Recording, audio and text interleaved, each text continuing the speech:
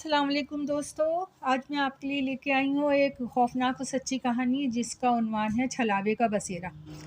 मेरे दादा जान गांव जमालपुर के बहुत बड़े ज़मींदार थे, बहुत रहमदिल और दूसरों की मदद करने वाले। ऐसे तो जमालपुर में और भी ज़मींदार थे, मगर वहाँ के देहाती दादा जान के पास ही आते थे अपनी परेशानी के लिए, और दादा जान उनकी भरपूर मदद भी किया करते थे। हमारे चचा एक शहर में रहते थे, उनका शहरी में बिज़नेस था। कुछ दिनों के लिए चचा अपनी फैमिली के साथ मिलने आए हुए थे। हम बच्चों के तो मज़े आ गए थे। चचा के 2 बेटे थे, मेरी हम उम्र।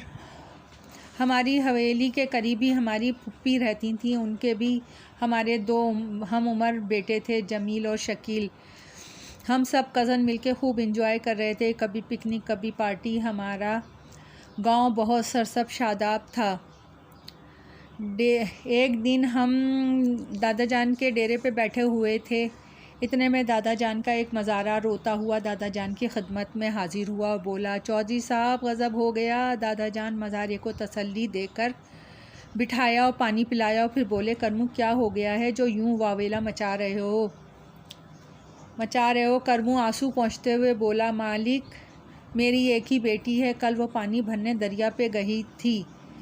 जब देर तक वो वापस नहीं आई तो मैं और मेरे भतीजे इसे ढूंढने निकले। वो दरिया के करीब जो दरख्तों के झुंड हैं, इसमें बेहोश पड़ी थी। होश में लाने की बहुत कोशिश की, मगर वो बेहोश में नहीं आई।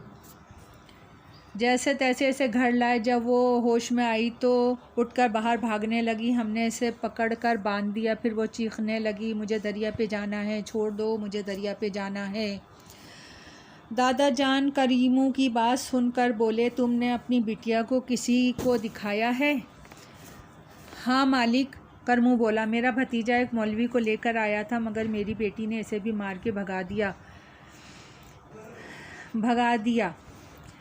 मालिक आप ही मेरी कुछ मदद करें। दादा जान ने हमें करमू की बातें दिलचस्पी से सुनते देखकर कहा, जाओ बच्चों हवेली। हम लोग मजबूरन वहाँ से हवेली आ गए।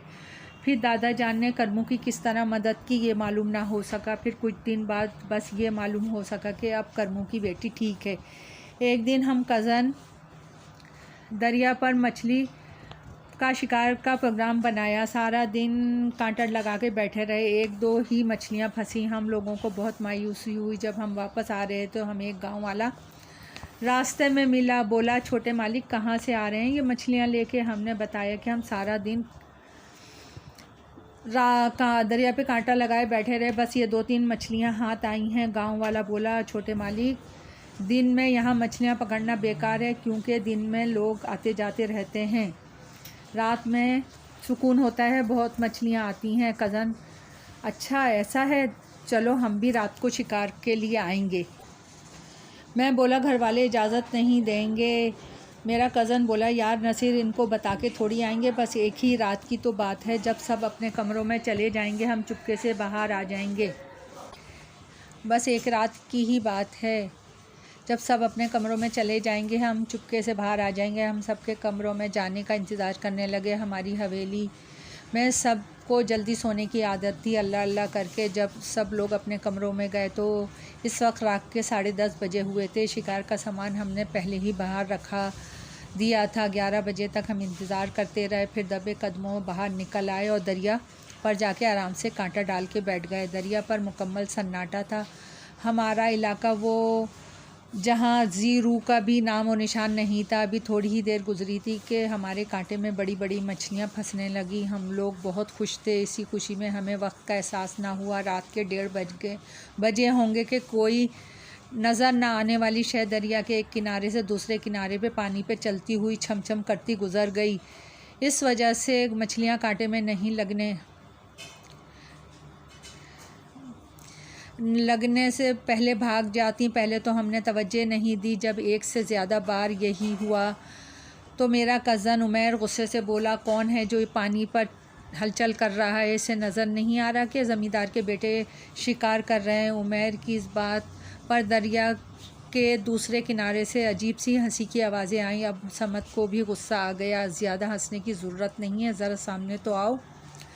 समत की इस बात पर वो और जल्दी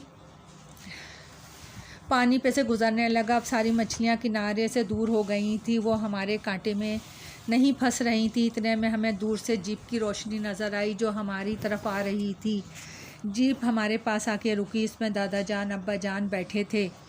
ये मछलियाँ इसी जगह छोड़ दो हम लोगों ने और जल्दी से जीप में बैठो।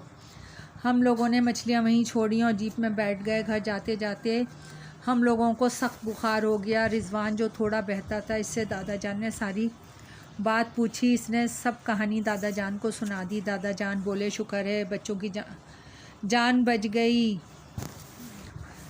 दूसरे दिन एक मज़ारे ने दादा जान को आकर बताया कि दरिया के किनारे बहुत सी मछलियाँ पड़ी हैं मगर उसके सर गायब हैं। दूसरे दिन दादा जान हमें जीप में बिठा के दूसरे गांव ले गए जहां वीराने में एक बुज़ुर्ग छोटी सी झोपड़ी में इबादत में मसरूफ़ रहते थे। दादा जान बहुत आजिज़ी से बोले, बाबा साहब ये मेरे बच्चे नादान हैं। ये लोग रात को दरिया मछली के शिकार के लिए दरिया पर चले गए थे। बाबा ने आंखें खोली और भारी आवाज़ में बोले, तूने इनको रोका नहीं? तुझे तो मालूम है कि रात दरिया पर छलावे का बसेरा होता है। बाबा जी हमें उनके जाने का पता ही नहीं था। जैसे ही हमें मालूम हम फ़ौरन उनको लेने भागे। बाबा बोले शुक्र है तुम लोग बर वक्त पहुँच गए वरना उनमें से कोई नहीं बचता। और उनके शिकार की हुई मछलियों का तुम लोगों ने क्या किया?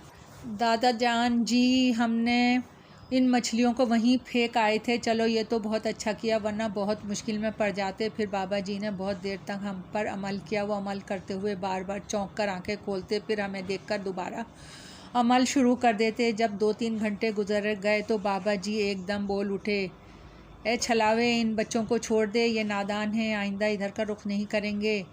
रात को इनको मालूम ही नहीं था कि तेरा बसेरा होता है दरिया पर। अचानक समझ जो सर झुकाए बैठा था बोल पड़ा, अच्छा शाहजी आपके कहने पे छोड़ रहा हूँ वरना इन सब का खून पी जाता हमारी। तब बाबा जी ने फिर अमल ख़त्म कर दिया। दादा जान हमें लेकर हवेली आ गए। जब पूरी तरह से हमारी तबीयत संभली तो घर वालों ने हमसे पूछा, घर वालों ने हमारे साथ क्या क्या किया। घर से बाहर निकलने पे भी पाबंदी लगा दी। कहते हैं ना दोस्तों, बड़ों की बात ना मानने की सज़ा होती है। कहानी पसंद आई हो तो लाइक और सब्सक्राइब ज़रूर कीजिए।